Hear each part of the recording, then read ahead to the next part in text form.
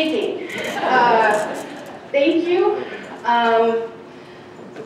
This journey was not one I expected to be on in September, and it fell into my lap, and it required a great deal of discernment because I'm crazy in love with my congregation. And when I arrived at the point where I could say with confidence, whoever gets this call will have my unaltered support, because it means I get to stay with my people, then I know I can move forward. So this is bittersweet, but thank you. I crave your patience. I have incredible shoes to fill. Martin has taught me so much about what being a good bishop looks like, and I have been blessed.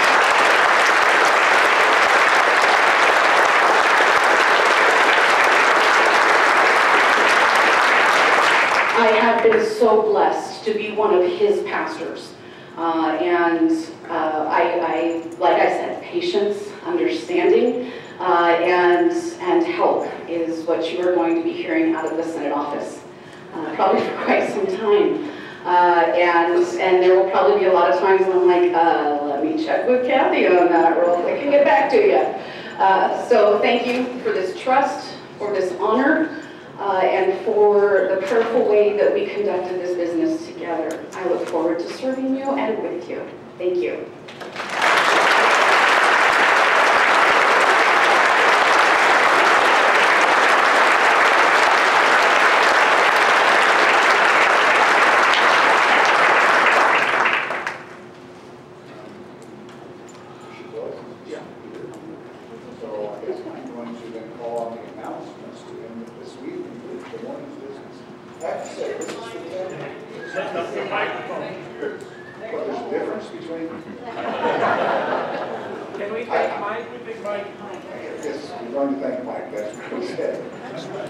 Please thank Mike Sager for his participation.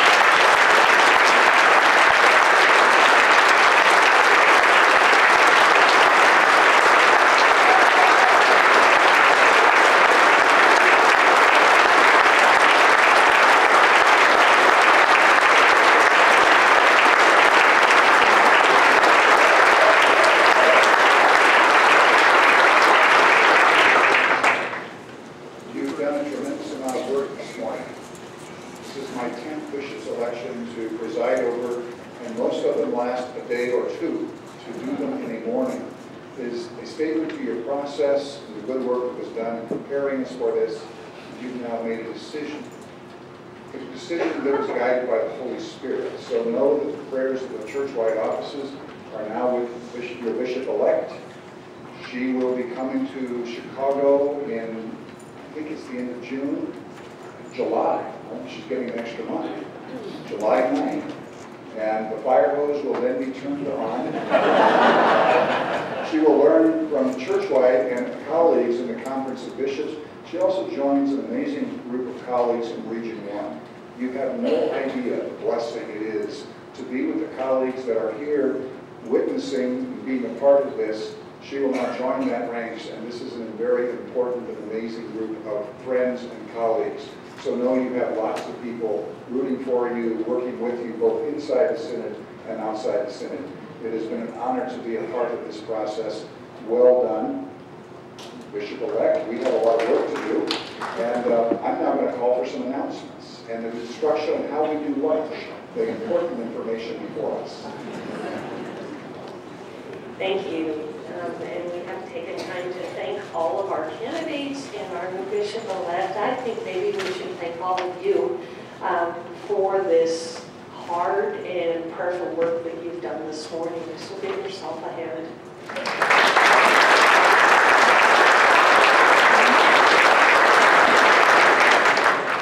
We do still have one item in our lost and found. It's a small iPod in a cloth purse. If this belongs to you, please come to the assembly office to collect it. Lunch today is box lunches served in the foyer over here where your breakfast was served. You can return here to eat or wherever you like. Business session 3 starts again at 1. 1 o'clock. Martin, the Moose, wanted to let you know about his amazing week at Christ Lutheran in Walla Walla. He started his time helping serve dinner at a Christian Aid Center, then welcomed kids for dinner and activities to give their foster parents a break, and then was on to learn how to quilt with the ladies of the church. On Sunday, he had a front row seat for the baptism of Morgan Grace, and Pastor Joel Lay noted that as a well-behaved moose, he did not use flash when he took this picture. After worship, he was given a moose-worthy welcome with a cake that looked just like him, and it proved to be a great photo for us. Martin the Moose learned about communion with some of the Sunday school kids, and he found that mission can be very unexpected when he visited Tabitha's Closet. It's prom season in Walla Walla, and hundreds of kids come to get outfitted for formal events for the cost of dry cleaning. How cool is that? We do have some more door prizes to collect. Word. One of those words.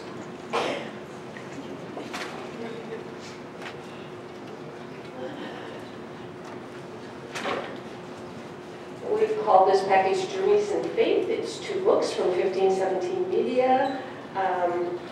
Cancer is Funny, and Bipolar Faith. Should be some interesting reading. And it is for Carrie Demaris from Spokane, Washington.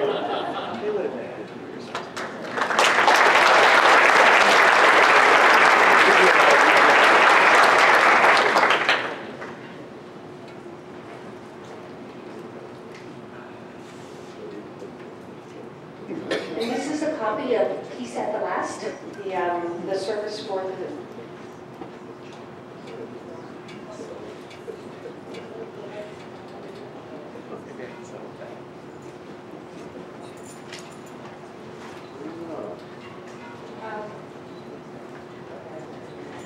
this is the service for the end of life service that was written by Paul Lumlow, or at least he had a piece of it, and it's for Dave Nelson in Twin Falls, Idaho.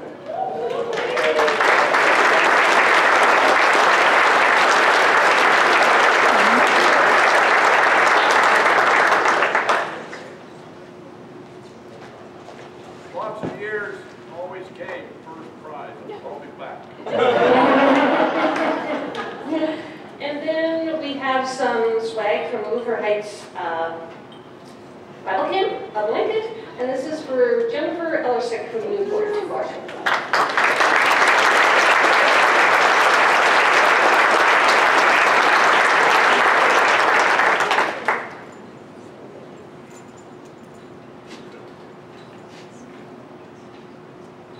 Thank you, and enjoy your lunch.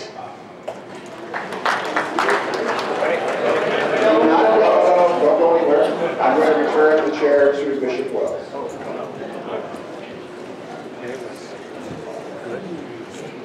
Those of you who have been to assemblies know that we always plan for the worst and hope for the best. And we're doing well on timing. So I'd like to make use of that timing in the off chance that it might give us a little more extra free time this afternoon before the banquet. So I'd like to invite 3 people who are here as our guests to come forward and share the ministry of their organization, Portico Benefit Services, Andrea Airy, excuse me, and I'd like to invite forth Daniel Lee from Pacific Lutheran University, who's here with Paige. And I'd like to invite forward Paul Benz from the Faith Action Network. And we'll give them each 3 minutes or so, and then I ask for your attention and celebration of their wonderful ministry on our behalf. Andrea? Thank you, Bishop. Good morning. Again, I'm Andrea Airy, and I'm with Portico Benefit Services, a ministry of the ELCA. We provide benefits that strengthen leaders for ministry, and we have a short video to show you.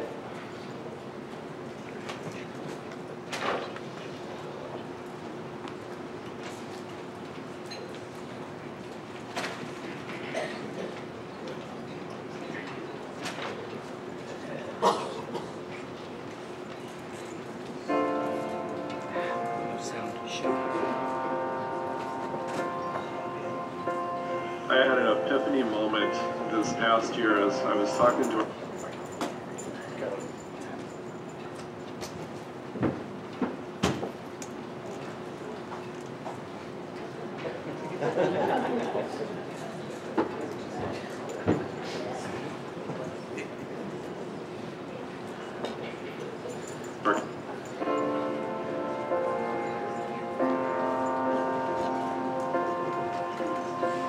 I had an epiphany moment this past year as I was talking to our confirmation students about the Apostles' Creed. It dawned on me that I am part of God's creation. And if I'm not tending to myself, then I'm still not caring for God's creation. I'm always struck when I think of Jesus' words, follow me. What Jesus says is follow me with all of who you are. And that's why it is so important to think of our well-being from a whole person well-being perspective. I think the biggest pro of being a clergy couple is you truly understand the chaos when we get home and we say, so how was your day? And if the first line is, we have interesting jobs. I had been at Bethel Lutheran probably 2 years when the congregation's leadership said to me, you know, we really didn't think we were going to make it past 6 months. And it became a conversation in the council as to how I run my finances, that you would never spend money that you didn't have. What happens in our home, we want to make sure it expands out to our churches. Do our dollars reflect the mission that we want to accomplish? Because money is important, but it's not the only thing. Portico is a ministry of the ELCA, and we exist to provide benefits to the ELCA church workers and other faith workers. Our commitment to financial well-being is visible to our members through new services and tools that we're offering. Just this year, we released a very exciting retirement planning tool, and couple that with financial planners here at Portico. When we were playing with our numbers and putting together our yearly budget, it gave us a tool to help go, okay, so how much are we doing now for retirement? How much more should we be doing? If you can manage your money instead of letting your money manage you, that to me is when you have achieved financial wellness. If I'm supposed to take care of myself as a creation of God, I've got to take care of a part of me as well, as much as my physical, as much as my emotional, as much as my spiritual. And that's why we exist, is we're here as a ministry of the ELCA to serve church workers so that they can serve others.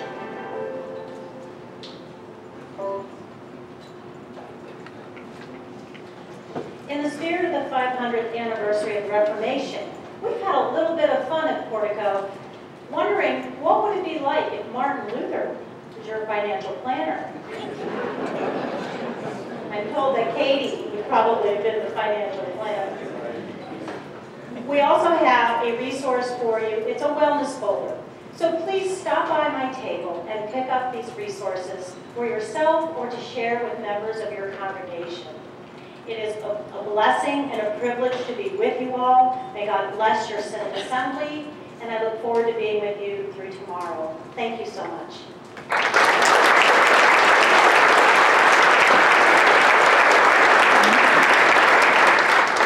We elect corporate members to go to a meeting at Pacific Lutheran University every fall, and they elect the regents of our university. And I welcome Dan Lee, Vice President for Advancement, to speak on behalf of PLU. Good morning, Synod. So good to be with you today. Someone once said, never get between Lutherans and lunch. And so I stand in a dangerous place right now. But I'm filled with great gratitude. First, my thanks to Bishop Wells and his wonderful leadership on behalf of your Synod in charge of Pacific Lutheran University. As he said, we are your university. We are owned by the congregations of Region 1. And we in leadership at PLU never forget whose university it is. I was at a dinner the other day speaking to a 1957 graduate of PLU. And she was speaking about an overly eager new staff person we'd hired. And she said, you know, I like the guy, but he just keeps saying, it's good to have you here. It's good to have you here.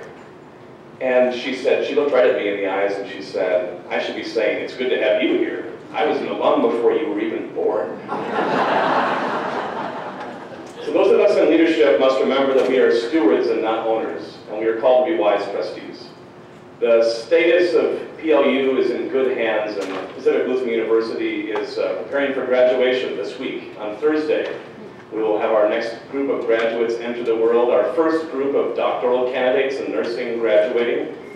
We also are welcoming a new freshman class this fall, and that new class is better in every way than the previous class. And what do I mean by that? Well, GPA is up, SAT is up, ACT is up, but they're more diverse than ever. 40% are students of color. 44% are the first in their family to go to college. Now, some people, I think we'll stop with this.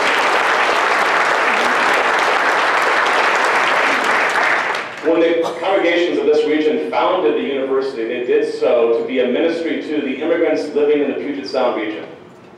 They said to themselves, the Puget Sound was a great place to make a living.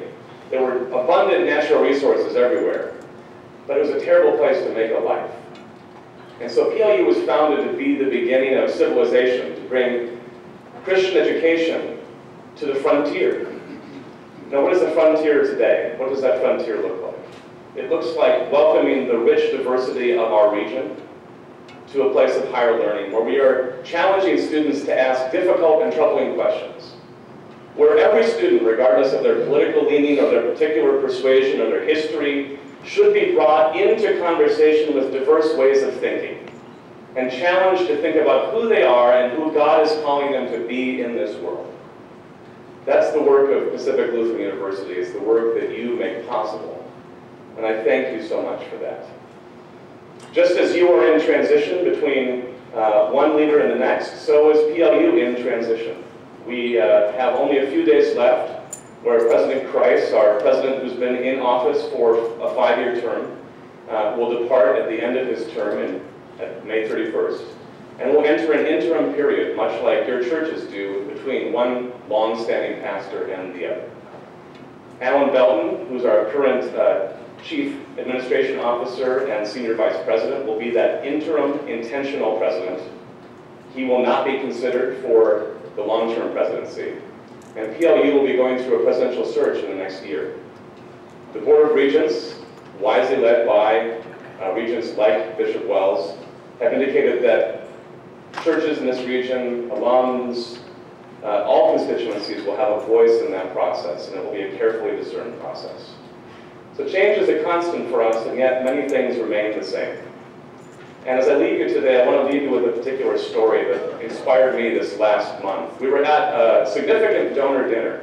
It was a dinner for people who have left PLU in their will, who have decided to make a lasting legacy gift to the university. And I often say that people who give gifts like that are much like the people out here in Eastern Washington. They have to be faith-filled farmers, willing to make a risky investment, which they might not see come to full fruition. Faith-filled farmers willing to invest in the future and willing to invest in someone else, not just in themselves. And so we selected a student to talk to them about her PLU experience. And she got up front and she said, you know, PLU wasn't my first choice. Wasn't my second choice. Wasn't even my third choice. In fact, it wasn't my choice at all. And I'm thinking, oh gosh, here we go. We are running off the rails very quickly. And she said, my guidance counselor, knowing that I was interested in these schools, submitted my name without my knowing. Yeah, it's getting worse. And I'm thinking, oh, here we go. And she said, and I applied, and I wanted to go to St. Olaf College in Northfield, Minnesota, which is really, no, I'm from Concordia College in Moorhead, Minnesota. Which is, you know, a slightly better school than the one down south. It doesn't smell like malto-meal there. But anyway, so we're talking about PLU. So she wanted to go there, but the costs were such, and the distance traveling from Washington to Northfield every year and bringing her things was such that she could not go there. And she had been accepted to some other schools that were really not her first choice, and so begrudgingly she came to PLU. And she said, the first year and a half, I was a bitter person. I was disengaged. I didn't want to talk to my friends or faculty. She was a commuter student, which means she was doubly disengaged, doubly difficult to engage in that community. But she was also an English and classics double major, and she had dreamed her whole life of going to Greece, of walking where Paul had walked, of studying, studying ancient Greek philosophy, of experiencing Athens and all its majesty, and PLU gave her that opportunity. And while she was there, second semester of her second year, her professor, looking across the table at her one evening at dinner, said to her, "You know, Shori, it seems to me you're not a very happy person right now. It seems like something's wrong. What's going on?"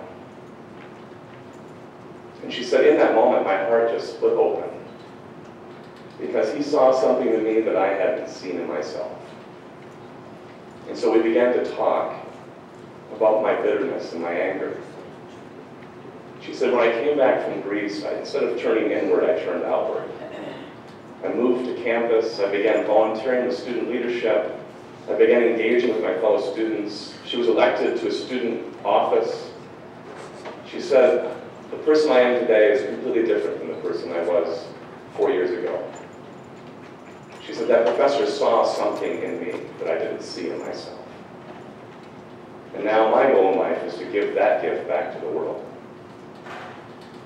That's one story, much like the 650 other stories that I could tell you about students who will walk across that stage on Thursday. This is your ministry. It's a ministry you make possible, and we're so thankful for your partnership. Thank you.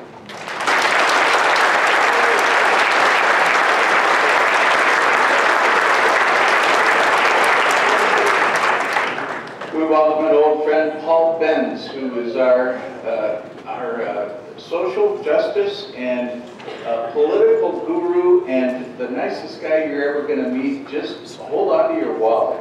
You know, just watch out for this guy. Paul, welcome to the Assembly, and please greet us on behalf of the Faith Action Network. Thank you, Bishop Wells. Faith Action Network is a statewide interfaith advocacy ministry. And when I say statewide, yes, I know my audience, so I know that includes all of our wonderful advocates in the state of Idaho. Faith Action Network educates and informs, organizes and mobilizes people of faith and people with no faith affiliation to take action on behalf of their neighbors in need who are struggling to make ends meet, and to take that action particularly in the halls of power with our elected officials whose decisions impact all of our lives.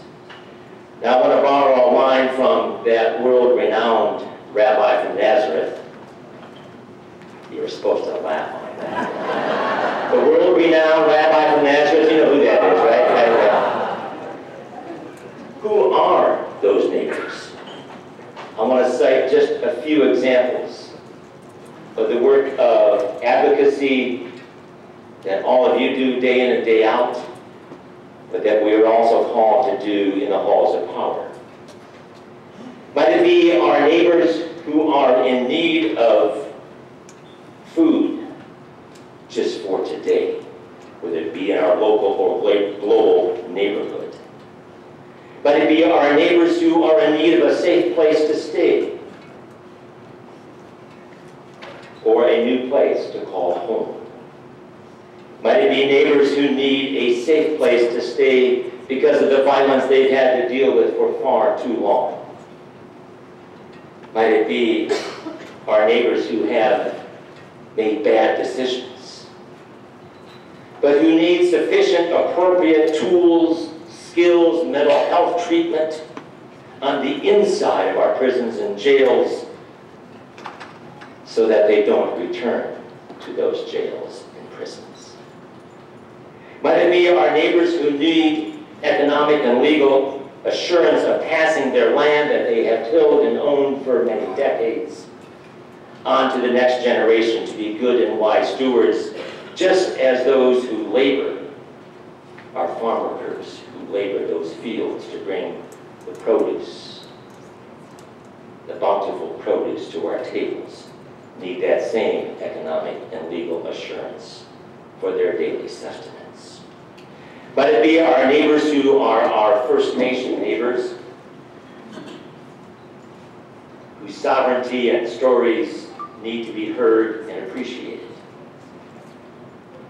And might it be our neighbor who is Mother Earth herself, the air that we breathe, the precious groundwater that we drink and need for nourishment, the oceans, the lakes, and the rivers that are the arteries of our Mother Earth that need our advocacy in the halls of power. Faith Action Network appreciates the support of this Synod and of the ELCA Hunger Program to do its important work. We thank you for your generosity, the generosity of your congregation and your Synod through the Hunger Appeal, through your own donations. We welcome congregational visits to facilitate these difficult conversations, to guest preach. We encourage your engagement with your voices. Don't ever underestimate the power of your voice. And don't forget, let us not forget the importance of our calling, to pray for our elected officials, whether you voted for them or not, and to put those prayers into action through our voices, through our feet that might walk those halls of power, and through our hands that might send that email or that handwritten letter.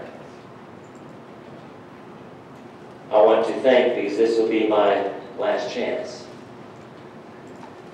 to thank the person sitting behind me, Martin Wells, Bishop Wells, for his, as we oftentimes say in Faith Action Network, how do we advocate? Well, we first of all need to use our pastoral ears, but also to use our prophetic voice that God has given both of those things to us. And I thank you, Mark, for that. Before you became bishop in the Synod, while you've been bishop here, and yes, for the kneeling that I will give you after you lead us on.